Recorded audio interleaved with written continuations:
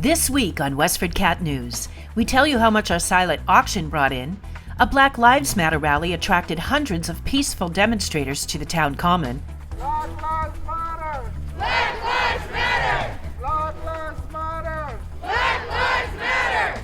Superintendent Bill Olsen updates the school committee on the Student Opportunity Act.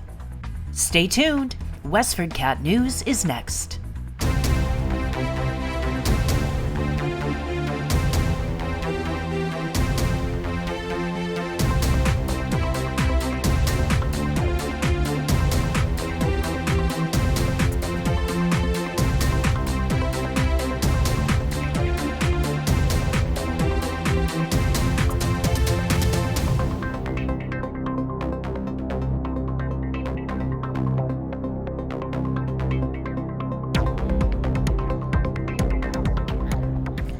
Superintendent Bill Olsen alerted residents that the deadline for the application for funds from the Student Opportunity Act has been pushed back to August 18th.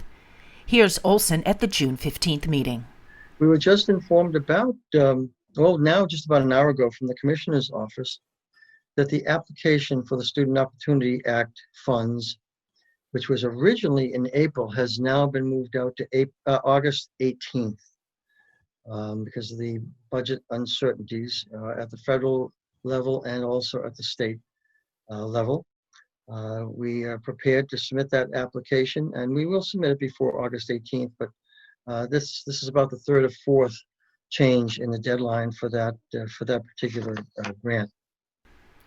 The Student Information Act is an education trust fund administered by the Commissioner of Elementary and Secondary Education.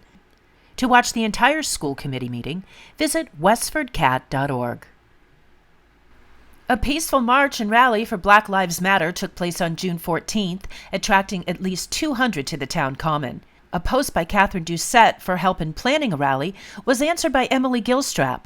Together, they invited speakers U.S. Representative Lori Trahan, civil rights activist Roland Gibson, and Lovingski Jasmine, who is an organizer, activist, and ordained minister.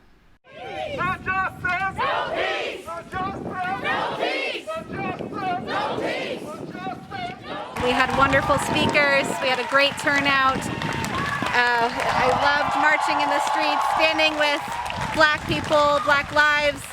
It was an honor to stand with them today. And I have hope that we can make change in our community and all over the country. We've got to all do this together. We could do it again? Well, this is just the beginning. We've got to show up, we've got to speak, we've got to show up at the town meetings, we've got to show up at the school committee meetings, we've got to show up at the Police Community Forum on July 7th at 7 p.m. We've got to do it all. It was the death of George Floyd on May 25th in Minneapolis that crystallized the decision for many to demonstrate against the unnecessary killings of blacks by some police officers. Floyd was under arrest for allegedly using a counterfeit $20 bill to make a store purchase. Former police officer Derek Chauvin is charged with second and third degree murder and second-degree manslaughter. The other 3 police officers who were on the scene are charged with aiding and abetting second-degree murder and aiding and abetting second-degree manslaughter. And now here's Sarah Fletcher with the results of the recent silent auction we held online to benefit WestfordCAT. On June 14th, WestfordCAT members and volunteers wrapped up a week-long silent auction overseen by WestfordCAT member Kathy Ricketson and board members Diane Wood and President Christy Bates. A total of $5,300 came in after expenses of $787. The amount includes a Dining for a Cause event provided by Bamboo Fine Asian Cuisine Restaurant. PayPal donations amounted to $500. Expenses included $400 for a ClickBids account and 2 advertisements, one on Facebook and the other in the popular Action Unlimited weekly bulletin. If you have an interest in making a video or using our equipment for your project, please contact me at 978-692-7152 to establish your membership and arrange a training session. If you'd like professional help with a project, a donation of $300 will make you a business member with a 1-year marketing campaign, on WestfordCAT's multimedia platform. $100 will make you a producer member, and $75 will make your nonprofit a civic partner with WestfordCAT. Visit westfordcat.org to learn more about how to get involved in community television. With Phase 2 of the state's reopening on June 8th after the COVID-19 shutdown, libraries are one of the businesses on Governor Baker's list to begin the process. With that in mind, WestfordCAT spoke with two of the directors of the J.V. Fletcher Library on June 10th to see how they were doing. Hi, Patty Stalker here from WestfordCAT, and I am Zoom recording with the Executive Director of the J.V. Fletcher Library, Ellen Rainville, and the Assistant Director of the J.V. Fletcher Library, Christina Liedberg. And I wanted to check in with you guys as Massachusetts is reopening and see what the J.V. Fletcher Library is doing at this time. How are you guys doing? Good, thank you. We're doing great, Patty. Thank you so much for having us. We are allowed, as of June 8th, we were able to open our doors briefly to begin putting out bags of curbside pickup. And we already had to expand our program between week 1 and week 2. So we are encouraging everyone to return their books in the book drop, masked and gloved, so that we'll open that spigot of returns.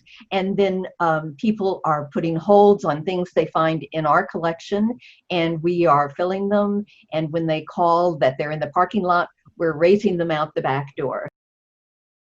Liedberg describes Canopy, one of the library's online streaming platforms. So Canopy is it's a movie database, which Patty was just mentioning that she's seen some movies on there as well. And people can sign up from home. You can stream it on your TV. You can stream it on your phone, on your tablet, on your computer. And they have independent films, foreign films. They have the great courses. They have a great section called Kids Canopy. That's just kids programming and it's educational based. So if you're worried the kids are watching a little too much TV, it's a good place to go.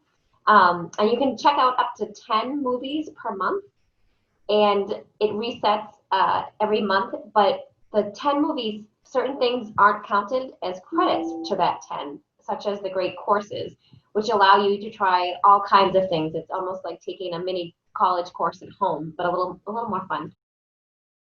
Rainville details how the summer programs will be handled this year. We have the young adult teens and tweens program. We have several book clubs and a writing club each week. We have make and take programs, how to make things in a mug, how to have a pizza and cookie in a mug. We have virtual story times 5 days a week on our Facebook page, and we're having a number of live but distant streaming and on-demand programs. So the staff now is actually playing with an AM transmitter to see if we can have drive-in entertainment at the library in the parking lot.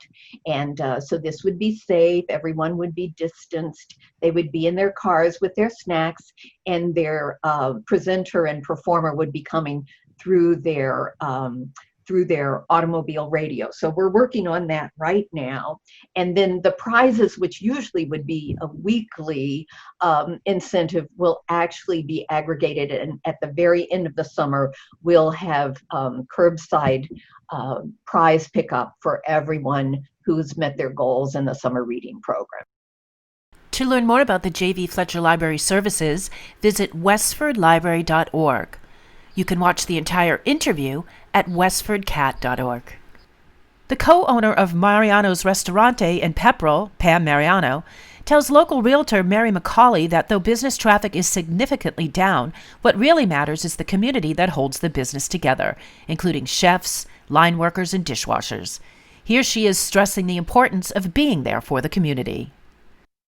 You know, we decided probably a few weeks ago it wasn't really about profit. Right now, it's about being there for the community. We have a core group of 22 people, and we just said we're going to all put our heads together in the 3 restaurants. And those people include my 3 children and my husband and the culinary director and the head chefs at both places, and all the way down to we have line cooks and dishwashers, and they all committed to being there for the community. And we just said, we're going to just get through this. And I have to tell you, positive attitude has a lot to do with this. If you stop and think about everything that could happen, I don't think we could have done it. But we're just going with the flow, and it's the community they've been so supportive. Oh my gosh, they are following all the rules, calling when they should. They've just adapted to so much. I just hats off to the community. To watch the entire interview between Macaulay and Mariano, visit WestfordCAT.org. I'm Patty Stalker, and you're watching WestfordCAT News.